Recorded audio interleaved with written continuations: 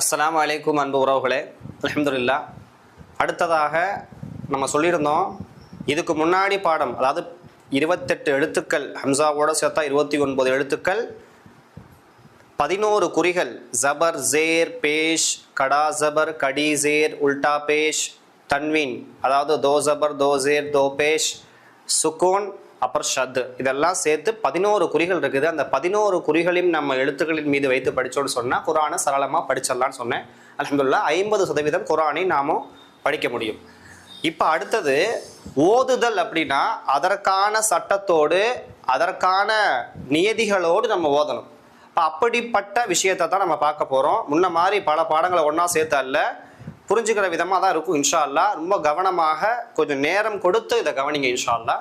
அதாவது இல்ஹார் அப்படின்னு சொன்னால் என்ன அர்த்தம் அப்படின்னா வெளிப்படுத்துதல்னு அர்த்தம். என்னத்தை வெளிப்படுத்துறது பார்க்கலாம் இன்ஷா அல்லாஹ்.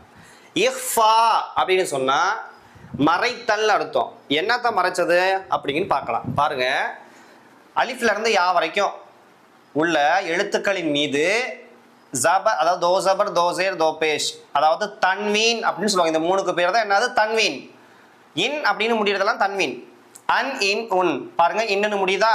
அதே மாதிரி நூனே சாக்கின், இது இன்னுன்னு முடியுதா? அப்ப இந்த மாதிரி இன்னுன்னு முடியக்கூடியதுக்கு பின்னாடி தன்வீன் அல்லது நூனே சாக்கினுக்கு பிறகு இந்த 6 எழுத்துக்கள் வந்துச்சுன்னு சொன்னா, அதாவது ஹம்சாவும் அலிஃபும் ஒண்ணுதான். அலிஃபு வர முடியாத இடங்கள்ல ஹம்சாவை போட்டு நிறைவு செய்வோம். அப்போ இது 2 ஒரு எழுத்து தான். அப்போ 1 2 3 4 5 6 இந்த 6 எழுத்துக்கள் வந்துச்சுன்னு சொன்னா அந்த 6 எழுத்துக்களை வெளிப்படுத்தி ஓதணும். இதுல ஒண்ணுமே சட்டம் ஒண்ணுமே இல்லை. இதுல எப்படி இருக்குதோ இதை மாத்தவே கூடாது. இதை எப்படி இருக்குதோ அதை அப்படியே இன்னனே உச்சரிச்சிடணும், அண்ணனே உச்சரிச்சிடணும், உன்னுனே உச்சரிச்சிடணும், இன் அப்படிங்கிறத இன்னனே உச்சரிக்கணும். இதுல ஒண்ணுமே இல்லை. அது எப்படி இருக்குதோ அதை அப்படியே படிச்சிடணும். அதுக்கு எக்ஸாம்பிள் இது கருப்புல இருக்கேன் பாருங்க. இந்த கருப்புக்கு எக்ஸாம்பிள் இந்த கருப்பு தான். பாத்துங்க, குஃபுவன் அஹதுன். இந்த பாருங்க தன்வீன் இருக்கு பாத்தீங்களா, இந்த அலிஃபுக்கு மதிப்பு கிடையாது. இந்த தன்வீன்னா தோ ஜபர், தோ ஜேர், தோ பேஷ் இல்லையா? இந்த 3 குறி, இந்த 3 குறி இது ஒரு குறி. அப்ப இந்த குறிக்கு பின்னாடி என்ன வந்திருக்கு? அலிஃப் வந்திருக்கு. ஹம்சானும் அலிஃப்னாலும் ஒண்ணுதான் இல்லைங்களா? அப்போ அலிஃபோ ஹம்சாவோ வந்துச்சுன்னு சொன்னா இதை வெளிப்படுத்தி அப்படியே ஓதிடணும். அதே மாதிரி பாருங்க, யௌமிஇதின் அலைஹா, இங்க இதுவும் தன்வீன். தன்வீனுக்கு பிறகு என்ன வந்திருக்கு? ஐன் வந்திருக்கு. அப்போ இது அப்படியே எதுவுமே மாற்ற வேணாம், எதுவுமே மறைக்க வேணாம், இருக்கிறத அப்படியே உச்சரிச்சிருங்க. இது எந்த விதமான மாற்றமும் செய்யப்படாம வெளிப்படுத்தி இருக்கிறத அப்படியே ஓதணும். அந்த சட்டம் தான் இது. இது பெருசா நம்ம ஞாபகம் வச்சுக்க வேண்டிய அவசியம் கிடையாது. பாருங்க அடுத்தது கிதாபுன் ஹகீமுன், இதுவும் தன்வீன், அதாவது தோபேஷ் வம்மத்தைன். அப்போ ஹா வந்திருக்கு. இந்த 6 எழுத்துக்கள்ல ஒரு எழுத்து ஹா வந்திருக்கு, அதாவது தன்வீனுக்கு பிறகு ஹா வந்திருக்கு. இதை அப்படியே நம்ம வெளிப்படுத்தி ஓதிடணும். அதுக்கப்புறம் பாருங்க, நேரடியா நூனே சாக்கின் இன் வந்திருக்குது. அப்போ இதுக்கு பிறகு ஹம்சா, அதாவது அலிஃப் ஹம்சா 2 ஒண்ணுதான். அலிஃப் வந்தாலும் சரி ஹம்சா வந்தாலும் சரி ஒண்ணுதான். ஹம்சா வந்திருக்கு. அப்போ மன் ஆதீன அப்படின்னு ஓதுறோம். இப்போ இது இவ்வளவுதான். இதை நம்ம எளிமையா ஞாபகம் வச்சுக்கணும். இந்த 6 எழுத்துக்கள் வந்துச்சுன்னு சொன்னா இருக்கிறத அப்படியே வெளிப்படுத்தி ஓதிவிட வேண்டும், எந்த விதமான மாற்றமும் செய்யக்கூடாது என்பதுதான் இந்த சட்டம். அல்ஹம்துலில்லாஹ். இந்த சட்டத்துக்கு போவோம்.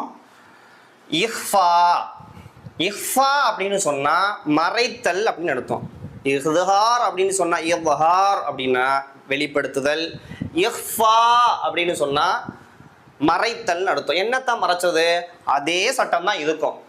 தன்வீன், அதாவது தோ ஜபர், தோ ஜேர், தோ பேஷ், நூனே சாக்கின், அதாவது நூனுக்கு மேல புள்ளி வச்சிருந்து சொன்னா இதற்கு பிறகு இந்த 15 எழுத்துக்கள் வந்துச்சுன்னு சொன்னா, இந்த 6 எழுத்துக்கள் வந்தா எதுவுமே மாத்த வேணாம், அப்படியே உச்சரிச்சிடணும்.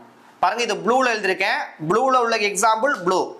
அப்ப இதஹாருடைய எழுத்துக்கள் இந்த, அதாவது கருப்புல உள்ளது கருப்பு எழுத்துக்கள், இது அதுக்கு எக்ஸாம்பிள். இது ப்ளூல இருக்கு, இதோடைய எக்ஸாம்பிள், அதாவது எழுத்துக்கள் இஃபாவுடைய எழுத்துக்கள் இது, இதோடைய எக்ஸாம்பிள்ஸ் இது. பாருங்க, அப்ப இதே சட்டம் தான் தன்வீன் அல்லது நூனே சாக்கினுக்கு பிறகு இந்த 15 எழுத்துக்கள்ல ஏதாவது ஒரு எழுத்து வந்துச்சுன்னு சொன்னா இந்த தன்வீன இந்த நூனே சாக்கின இன் அப்படின்னு முழுசா உச்சரிக்காம அப்படின்னு சொல்லி கொஞ்சம் அந்த மூக்குல மறைச்சி முழு சத்தமா இல்லாம மூக்கில் மறைத்து ஓத வேண்டும். அதை நம்ம ஞாபகம் வச்சுக்கணும். இப்போ இந்த 15 எழுத்துக்களை மனப்பாடம் பண்ணணும். தா சா ஜீம் தால் தால் ஜா சீன் ஷீன் ஷாத் வாத் தா வா ஃபா காஃப் காஃப் அப்படின்னு ஞாபகம் வச்சுக்கணும். இப்போ ஞாபகம் வச்சு நம்ம ஓத ஓத வந்துடும் இன்ஷா அல்லாஹ். எக்ஸாம்பிள் பார்க்கலாம் பாருங்க. நாரன் தாத்த. அப்ப நாரன் தாத்தன்னு படிக்காம இது என்ன பண்ணணும்னு சொன்னோமோ இந்த அலிஃபுக்கு மதிப்பு கிடையாது. அப்போ இந்த தன்வீனுக்கு பிறகு என்ன வந்திருக்கு? தால். இந்த எழுத்துக்கள்ல ஒரு எழுத்து தால் வந்திருக்குது. அப்ப இந்த தன்வீன் என்ன பண்ணு சொன்னா நாரந்தாத்த நாரந்தாத்த அப்படிங்கிறத நாரந்தாத்த அப்படின்னு சொல்லி வச்சிருக்கணும். அப்போ இன் அப்படிங்கிறத அந்த இன் சவுண்டை மட்டும் அப்படின்னு உச்சரிக்கணும். இதே மாதிரி பாருங்க.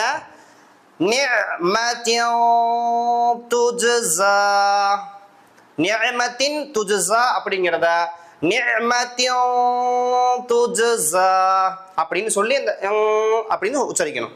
அடுத்தது இந்தஹு அப்படின்னு இருக்கு. இந்தஹு இந்தஹு அப்ப அப்படின்னு வருது பாருங்க இந்த இடத்துல. இதான் நேரடியா இன்னுன்னு உச்சரிக்காம அப்படின்னு உச்சரிக்க செய்யணும்.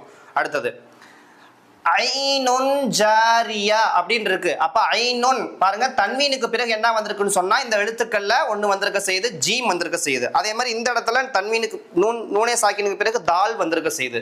இப்ப இங்க இதை பாக்குறோம். ஐனுன் ஜாரியாத்துன் அப்படின்னு இருக்கிறத ஐனுன் ஜாரியான்னு நம்ம படிக்கணும். அது சட்டம் அப்புறம் பார்ப்போம். ஐனுன் ஜாரியா ஐனோ அப்ப அந்த அப்படின்னு சொல்லி நோ அப்படின்னு சொல்லி சொல்லணும் அந்த இடத்துல. அடுத்தது தன்வீன் அதான் நூனே சாக்கினுக்கு பிறகு திரும்ப ஒரு ஜீம் வந்திருக்குது. மின் ஜூ இன் ஜூ அப்படின்னு படிக்கணும். இத மியோ ஜூ மியோ ஜூ இப்படி படிக்கணும். இதுக்கு எக்ஸாம்பிள்ஸ் நிறைய இருக்க செய்யுது இன்ஷா அல்லாஹ். நீங்க அடுத்தடுத்த பாடங்கள்ல நீங்க தனியா சொல்லும் போது இன்ஷா அல்லாஹ் பிரைவேட்ல வந்து நீங்க வாட்ஸ்அப்ல சொல்லும் போது நான் நிறைய சொல்லித்தர எக்ஸாம்பிள் சொல்றேன் இன்ஷா அல்லாஹ். இப்படித்தான் ஓத வேண்டும். திரும்ப திரும்ப திரும்ப இதை ஓதி பாருங்க. தெரியலன்னா திரும்ப ரீப்ளே பண்ணி பாருங்க இன்ஷா அல்லாஹ். திரும்ப திரும்ப ரீவைண்ட் பண்ணி பாருங்க. பார்த்தீங்கன்னு சொன்னா இன்ஷா அல்லாஹ் வந்துடும். எல்லாத்துக்கும் எக்ஸாம்பிள் கொடுத்துருக்கேன். இந்த ஒவ்வொரு எழுத்துக்கும் எக்ஸாம்பிள் இருக்கு. உங்களுடைய நேரத்தை கருதி வீடியோவும் ரொம்ப நீண்டுகிட்டு போகணுங்கிறதுக்காக வேண்டி நான் சிம்பிளா சொல்லியிருக்கேன் இன்ஷா அல்லாஹ். இதுதான் இத்ஹார் இஃபாவுடைய சட்டம். இதை வைத்து இன்னும் இந்த தன்வீன் நூனே சாக்கினை வச்சு நிறைய சட்டங்கள் இருக்குது.